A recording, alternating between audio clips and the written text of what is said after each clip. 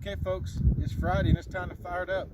It's been a long, hot week, but I wanted to take the time and give you an update on the 1948 cab over that we've been working on. It's a 5700 series.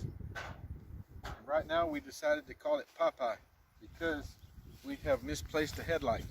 But let's talk about this thing. This has been years and years, or several years, that we've been working on this. This thing's been everywhere. I got it from like Colorado or Nebraska, and we brought it back. Pee Wee and his gang, they did some work to it. Let's see, then it went back to Nebraska for Nebraska Mike did a bunch of work to it. And then we worked on it here at the shop for a long time, and then Bannister Garage, they worked on it. So there's been a whole bunch of people have their hands in this. Now, several years ago we did a Fired Up Friday video. For those of you that remember, we had an old burned up motorhome, and I was going to turn the old motorhome into something. Well, here it is. This is the old Lyle Star motorhome that got burned up in the fire in Columbia, and we salvaged the chassis and the frame, and we've modified everything. And you can see we've done extensive metal work. It's countless hours. But let's start up here. Let me show you. These old cab overs were real neat. They had the latches here, and when you lift the hood, it actually just, once you lift it, it'll stay there by itself. Here's some of Mike's fabrication work. Of course, we got a aluminum radiator. All that had to be fabbed in there. Big block engine. Serpentine belt system, factory, all redone with all new brackets and belts and pulleys and bearings, hoses, lots of stuff. Right now we're running a 4-barrel carburetor, Holly, but I'm not real happy with it. You can see the extensive shaft work to get the steering to work.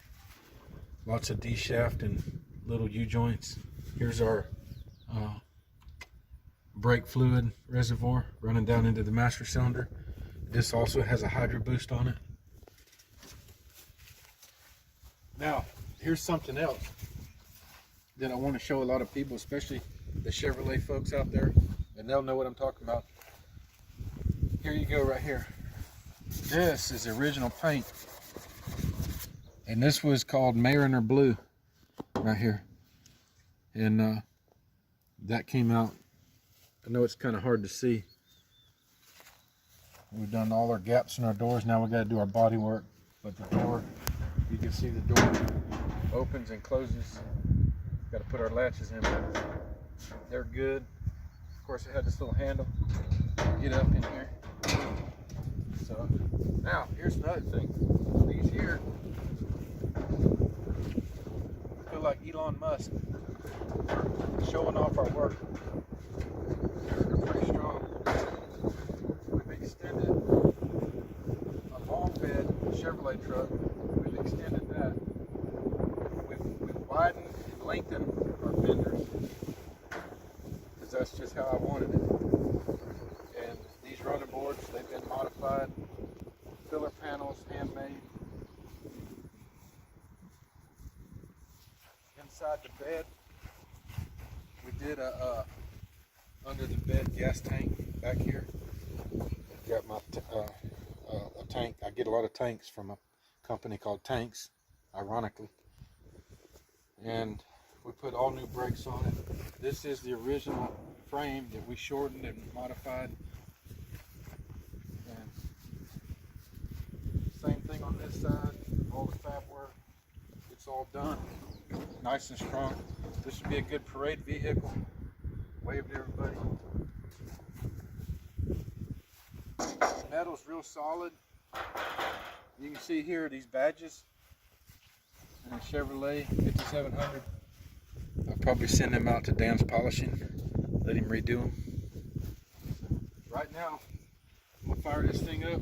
Big block 454, 330 horsepower, automatic transmission. Here we go.